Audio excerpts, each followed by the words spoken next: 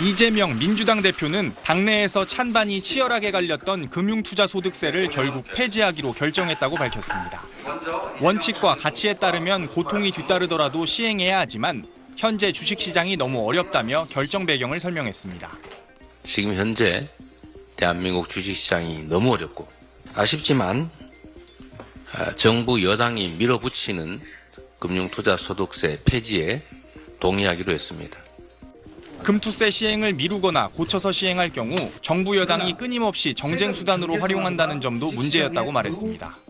민주당 핵심 관계자는 유예가 아닌 폐지로 결론 내린 데 대해 논의 과정에서 개인 투자자들이 유예도 시행 신호로 받아들인다는 점을 고려했다며 결국 시행이냐 폐지냐를 놓고 이 대표가 결정한 거라고 설명했습니다. 개인 투자자 일각에서 금투세는 이재명세라며 여론을 조성한 데 따른 부담감도 폐지 결정에 영향을 미친 걸로 풀이됩니다. 이와 함께 최근 보수 원로들과 재계 인사들을 잇따라 만나는 이 대표가 정책적으로도 중도 외연 확장에 나섰다는 평가도 나옵니다. 금투세 양보 대신 이 대표는 이사의 충실 의무를 주주로 확대하는 상법 개정에 총력을 쏟겠다고 밝혔습니다. 국민의힘 한동훈 대표는 민심 이기는 정치 없다며 금투세 폐지는 1,400만 투자자의 승리라고 환영했습니다. 더불어민주당이 늦었지만 금투세 완전한 폐지에 동참하기로 한 것을 환영합니다.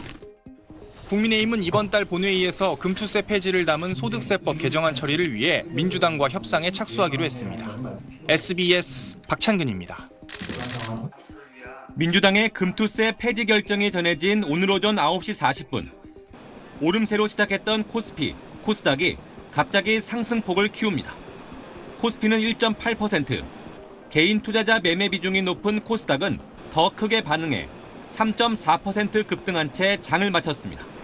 금투세 과세 대상인 금융투자로 5천만 원 이상을 버는 큰 손은 전체 투자자의 1% 정도지만 이들의 이탈이 전체 증시 약세로 이어진다는 불확실성이 일단 해소된 데에 대한 반응이란 분석입니다. 그간 한국 증시는 박스권 횡보가 장기화되면서 증시의 대기 자금으로 통하는 투자자 예탁금이 연중 최저, 해외 투자금은 역대 최대 수준을 기록했습니다. 개인 투자자들이 돌아오면서 수급에는 숨통이 트일 수 있지만 본질적으로는 주력 산업에 대한 실적이 뒷받침돼야 한다는 지적입니다. 개인들의 어떤 투자 심리 개선에 기여를 좀 한 것 같고요. 해외로 투자 좀 전환했던 개인 투자자들이 이제 국내로서 다시 좀 회귀할 수 있는. 다만 금투세는 기존의 거래세 폐지를 전제로 추진돼 2022년 0.23%였던 거래세는 현재 0.18%, 내년 0.15%로 한 차례 더 낮출 계획이었습니다. 연간 1조 3천여억 원 세금이 예상됐던 금투세 도입은 무산되고 거래세 인하라는 결과만 남게 되면서 세수 부족에 시달리는 정부가 거래세를 복원하는 것 아니냐는 궁금증도 나오는데 일단 정부는 현재로선 그럴 계획은 없다는 입장입니다. 여러 가지 시장 상황이나 봤을 때 저희가 거래세는 스케줄대로 인하를 하는 게 좀 필요하다 생각을 하고. 자본시장 과세 체계의 틀을 바꾼다는 취지는 사라지고 숱한 입법 논란만 남긴 금투세. 주식시장이 너무 어렵다는 현실적인 이유가 작용한 만큼 추후 시장 정상화 후 미국, 일본 등의 사례를 참고해 중장기 과제로 논의할 필요가 있다는 지적입니다. SBS 김수영. 권 기자, 금융투자소득세가 도입 2달을 앞두고 이제 폐지되게 됐습니다. 네. 주식시장은 일단은 긍정적으로 반응했죠. 네, 어제 코스피와 코스닥 지수의 흐름을 보여주는 그래프 보시면요. 오전 9시 40분쯤에 둘 다 일제히 튀어오르는 모습을 볼 수 있습니다. 금융투자소득세가 아예 폐지로 가닥이 잡혔다는 소식이 전해진 딱 그 시점입니다.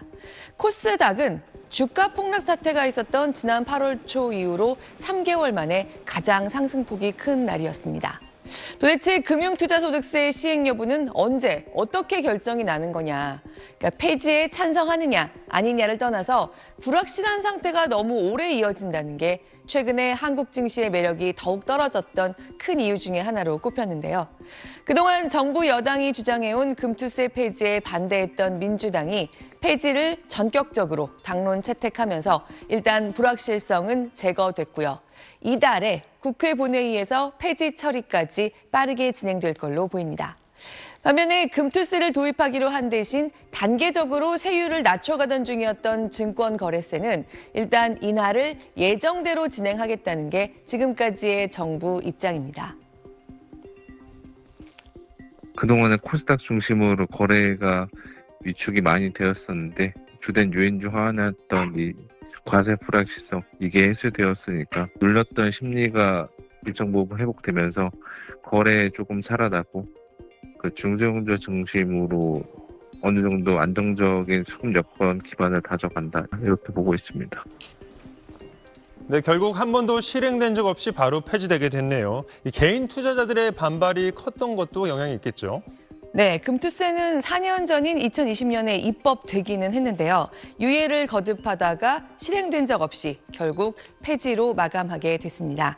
그러니까 우리나라는 기업의 대주주들만 자기 회사 주식을 팔아서 나오는 소득에 양도소득세를 매겨왔는데요. 한마디로 소득이 있는 곳에는 과세가 있다. 개인 투자자들도 주식 투자로 돈을 벌었으면 세금을 내야 한다. 이런 취지에서 입법에 이르렀습니다. 다만 국내 주식을 10주, 20주 정도 가지고 있는데 세금을 낼 건 아니다. 주식이나 펀드, 채권 투자로 5천만 원 이상의 수익을 보게 되면 5천만 원을 초과하는 수익부터 그 20%의 세금을 물리겠다. 이런 내용이었습니다. 하지만 두 번이나 실행이 유예된 데서 보듯이 강한 반발에 부딪혀 왔습니다. 금투세를 찬성하는 쪽은 미국이나 일본 같은 금융 선진국들이 모두 채택하고 있는 세금이다. 금융시장이 선진화되는 방향이라고 봤습니다. 사실 1년에 금융투자 소득을 5천만 원 이상 올리는 큰 손들을 대상으로 한 세금일 뿐인데 입법 취지가 호도당하고 있다는 얘기도 했고요. 하지만 반대하는 입장은 한국 자본시장은 아직 선진화돼 있다고 보기 어렵다는 점을 지적해 왔습니다.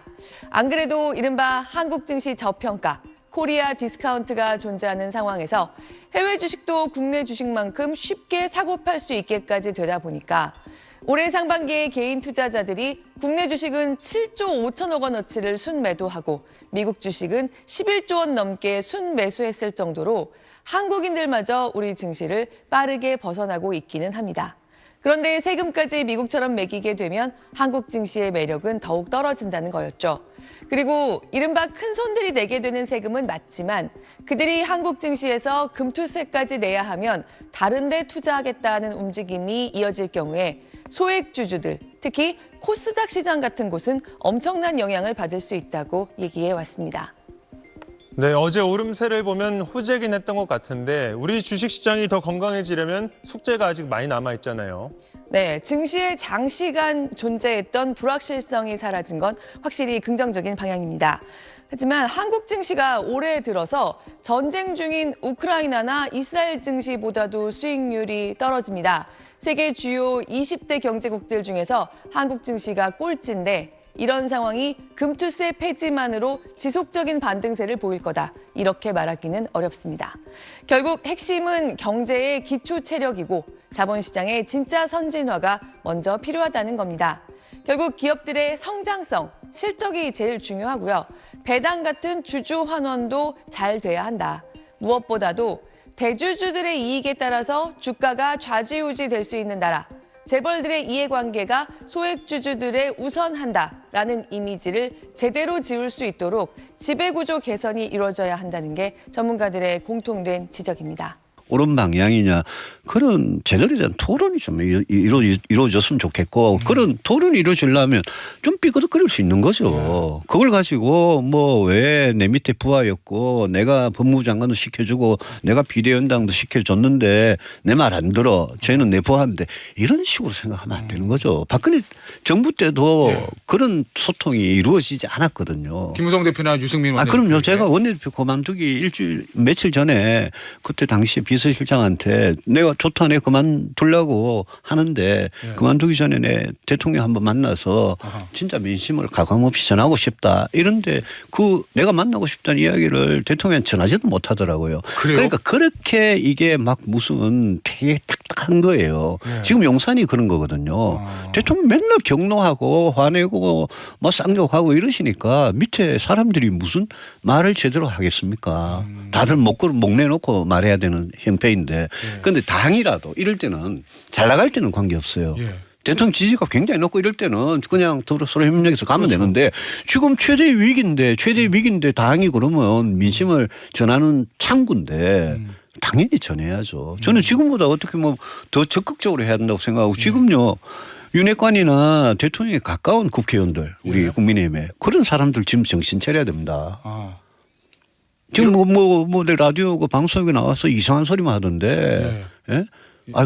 제발 좀 정신 차려야 됩니다. 이러다가는 같이 죽어요. 대통령 잘합니다. 대통령 하시는 게 맞아요. 이렇게 소위 말하는 쉴드라고 하죠. 이제까지는 그랬잖아요. 예. 그거로 될 상황이 아니다. 지금은 오히려 더 쓴소리를 해야 된다. 그런 의원들이. 아니 뭐 그렇게 하면 대통령 아부나하고 실드나 치면 국민들께서 국민의힘까지 어떻게 보시겠어요? 알겠습니다. 의원님 혹시 대통령이 유승민 의원에게 전화해서 어떤 조언이나 이런 거 구한 적 있습니까? 아니요. 한 번도 없어요. 저는 전화 와서 만나죠. 그럼 만날 겁니다. 그리고 대통령한테 제가 뭐 대통령한테 뭘 바라겠어요. 대통령 임기를 제대로 채우고 그다음에 앞으로 남은 2년 반이 얼마나 중요한 시간입니까? 맞아요. 이때 경제 살리고 안보 튼튼하게 하고 개혁 추진하려면 이렇게 하셔야 됩니다. 라는 이야기를 아마 제 같은 사람이 가서 하면 대통령이 아마 다른 데서는 들어보지 못한 이야기들을 들을 수 있을 겁니다. 근데 뭐 전화 오겠어요. 알겠습니다. 자, 의원님. 지금 국민의힘의 정치인들 중에서 거의 몇 안 되는 대선 후보, 경제 전문가 대선 후보급이세요. 솔직히 말씀드리면. 근데 지금 여당도 야당도 아무도 경제 얘기를 하지 않고 지금 오직 대통령과 여사가 이슈의 중심이거든요. 그래서 이 문제 정리해야죠. 이 문제 정리 안 하고 계속 가면요.